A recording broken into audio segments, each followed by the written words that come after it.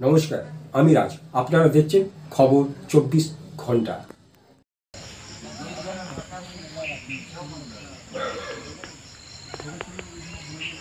এসে মানে বেড়া ভাঙছে। আচ্ছা, ঘুমাইছিল তো একজন তো বাইর হলো, বেড়া যখন ভাঙলো, ভাঙার পরে তো ঘুমাইছিল না, তো ওকে ধরছে।